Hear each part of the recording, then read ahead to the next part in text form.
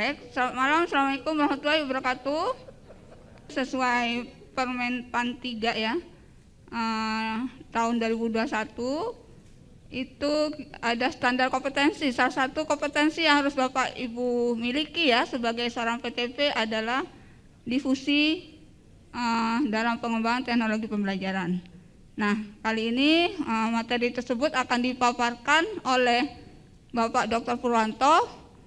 Walaupun tadi sudah diperkenalkan ya sama Mbak Indah sebagai MC, saya coba perkenalkan kembali Pak Pur. Dr. Purwanto ini lahir di Kediri ya Pak, tanggal 12 Juni 1959.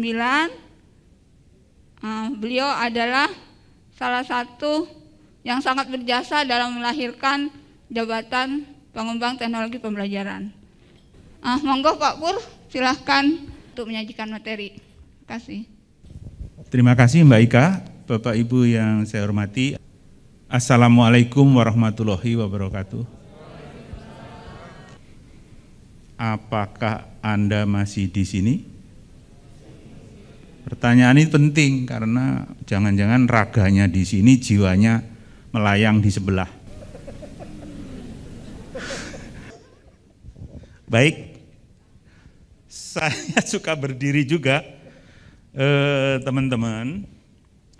Kompetensi itu sangat amat penting, dan kalau orang dibilang kamu tidak kompeten, itu rasanya sambar geledek yang paling keras ya Pak Indri. Ya, jadi ada tugas sebagai profesional itu adalah mesti kompeten.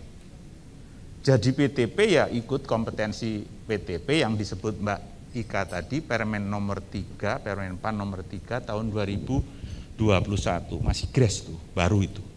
Ada 6 kompetensi. Salah satunya yang ini, menyebarluaskan atau mendifusikan inovasi-inovasi di bidang pengembangan teknologi pembelajaran. Ada mata kuliahnya enggak Pak di Malang? Ya, ada. Karena itu sumber ilmunya ada. Saya lebih 10 tahun mengajarkan mata kuliah ini. Sebagai dosen saya dosen-dosenan. Memang sejak saya menjadi PTP utama udah tidak lagi jadi dosen-dosenan, tapi saya dulu dosen-dosenan. Tapi yang saya luluskan bukan dosen-dosenan. Ya, temannya Pak Hendri ada yang udah profesor, beberapa orang itu saya ikut menguji. Kompetensi PTP yang satu ini, coba kita baca, kita tengok. Ada banyak, saya kutip yang paling tinggi. PTP harus mampu mengembangkan teknik dan metode kerja, menyusun strategi agar lebih efektif dan efisien dalam penerapan, serta menjadi sumber rujukan nasional untuk implementasi, serta pemecahan masalah terkait penyebarluasan hasil pengembangan model pembelajaran, apalagi yang kompleks, dan inovasi teknologi pembelajaran. Ini bukan pekerjaan ringan, ada beban yang bunyinya antara lain menjadi sumber rujukan nasional. Artinya Anda tidak hanya bekerja dalam skala yang kecil, mikro, tapi harus makro. Sekarang ada inovasi, apa sih ujungnya? Dan untuk apa orang berinovasi? Dari mana inovasi itu mulai? Ada yang tahu? Adanya inovasi itu karena apa? Selalu dipicu oleh masalah. Kalau inovasi di bidang pembelajaran berarti ada masalah pembelajaran. Problemnya itu learnernya enggak efektif, efisien, teachernya, lecturenya juga sama. Itu awalnya. Karena orang enggak bisa lari kencang, orang menciptakan kendaraan. Ada invention, temuan. Dan temuan itu selalu menjadi sesuatu yang dicari dan itu disebut inovatif, inovasi. Inovasi karena potensi dan kemampuannya mengatasi masalah, maka dicari orang. Karena itu banyak orang yang menyebarkan, mendifusikan, mensosialisasikan, mendiseminasikan, banyak istilahnya. Tujuannya agar apa? Agar inovasi itu diadopsi, diterapkan, digunakan. Digunakan seperti apa? So many kind. Ada banyak pola orang mengadopsi. Adopsi utuh sebagian, dimodifikasi, diadaptasi. Banyak. Jadi, pertanyaan berikut saya, ada enggak masalah yang diatasi manusia itu kemudian masalahnya selesai?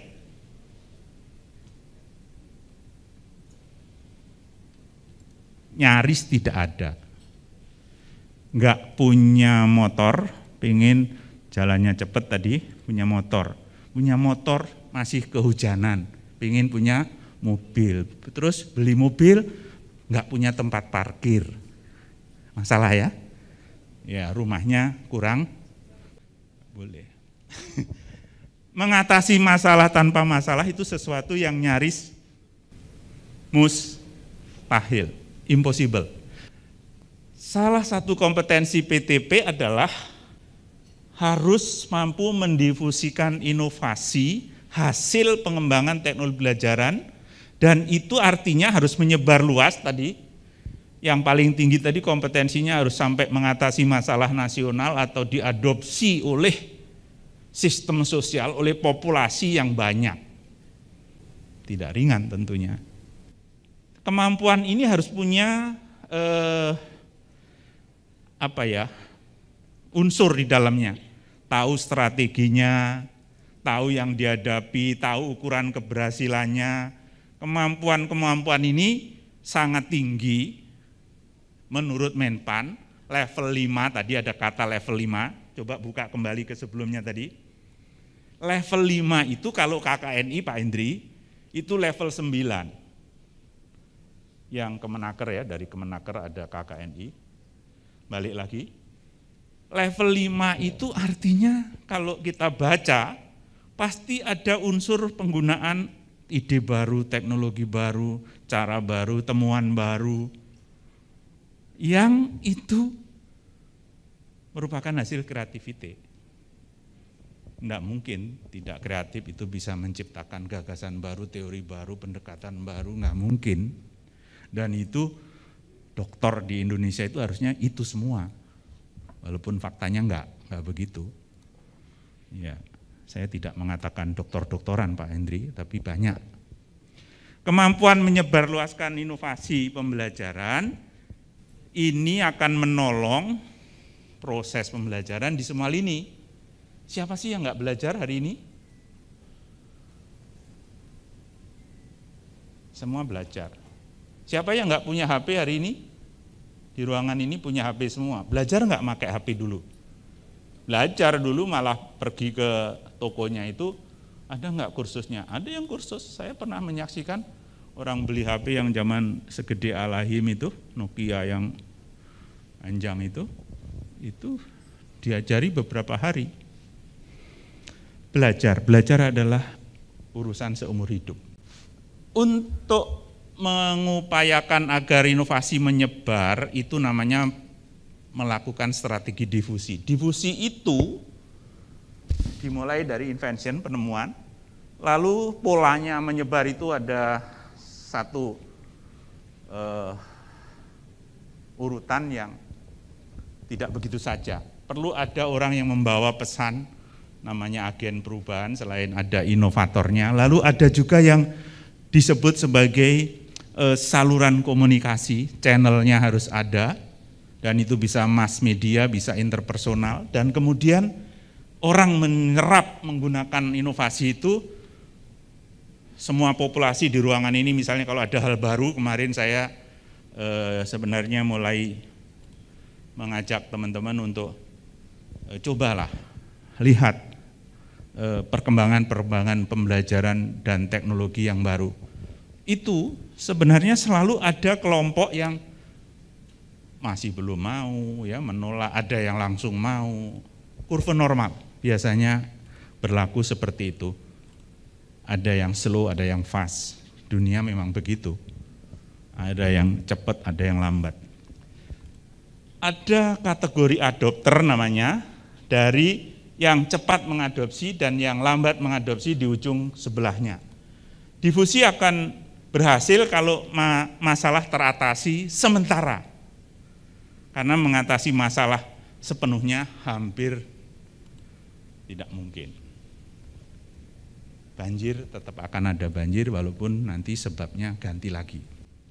Masalah baru itu selalu muncul dan membawa orang menciptakan inovasi. Inovasi dipakai, diadopsi, ada konsekuensinya.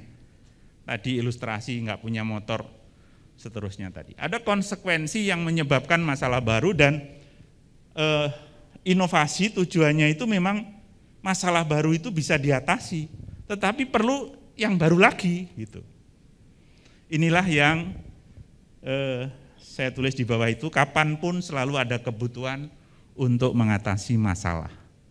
Masalah belajar dari PAUD, sekolah, kampus, sampai diklat, ya ada terus.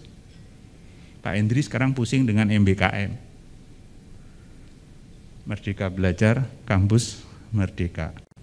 Modelnya kayak apa? Itu PTP harus mikir.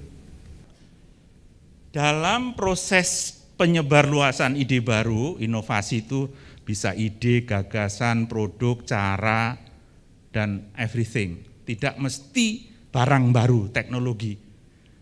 Gagasan saja itu bisa disebut suatu inovasi. Gagasan yang memungkinkan ada mesin hari ini dimulai dari adanya orang memikirkan roda pada zaman Flintstone. Yang bisa berputar itu dulu tidak ada mungkin ya. Zaman manusia primitif ada yang menciptakan roda, dari roda lah. Ada kisah yang hari ini Anda naik pesawat, ada putaran, naik mobil, ada ban, dan seterusnya. Dalam setiap inovasi temuan itu ya pasti ada yang menjadi inovatornya, pasti ada yang menjadi change agentnya, pasti ada yang menjadi adopternya. Kategori Anda itu dalam dunia inovasi dan difusi ini harusnya di mana? Jangan hanya jadi orang yang adopsi tapi masuk kategori yang paling bawah. Memanfaatkan HP untuk kepentingan belajar aja telat. Saya baru tahu Duolingo, saya baru tahu Mentimeter, saya baru tahu tools. Banyak banget ternyata di dunia Play Store, Apple Store. Itu adalah contoh tawaran inovasi yang nyaris kita tidak mungkin menyerap semuanya. Karena ada yang mirip-mirip, ngapain mengadopsi banyak inovasi sejenis. Biasanya orang memilih. Nah, pilihan-pilihan itu ada namanya melihat karakteristik inovasi itu punya beberapa karakteristik. Punya ciri setiap inovasi itu. Bisa dianalisis. Setiap inovasi juga disampaikan melalui berbagai iklan kalau itu produk. Tetapi kalau dalam inovasi pemerintahan, saya 10 tahun mengajar difusi inovasi dalam pemerintahan, itu ada saluran yang lebih kuat, ada teknik strategi yang lebih kuat, melalui regulasi, melalui leadership, ada opinion leader namanya, dan seterusnya, yang bisa membuat pengaruh besar terhadap perubahan. Apapun inovasi itu sebenarnya mengarah kepada perubahan, tentu perubahan yang lebih baik, tapi tidak selalu didapat dampak yang baik itu. Seringkali dampak negatifnya banyak, itu namanya nanti keuntungan relatifnya bisa anjlok. Jadi PTP harusnya memiliki peran, kalau bisa setinggi-tingginya gitu ya. Jadi inventor mungkin sulit. Anda mau menemukan apa? Anda merasa semua sudah ada. Saya bingung mau jadi penemu, Pak Hendri. Menemukan apa? Penemu robot dari Jepang udah lebih hebat gitu ya. Menjadi penemu-penemu itu biasanya researcher melakukan R&D, penelitian, melihat masalah-masalah lalu bikin sesuatu solusi. Itu pekerjaan gila orang-orang tertentu yang menjadi penemu. Kalau jadi penemu tidak mungkin, Anda harus jadi inovator. Bedanya apa? Inovator, agen change agent, dan kemudian yang lain tadi.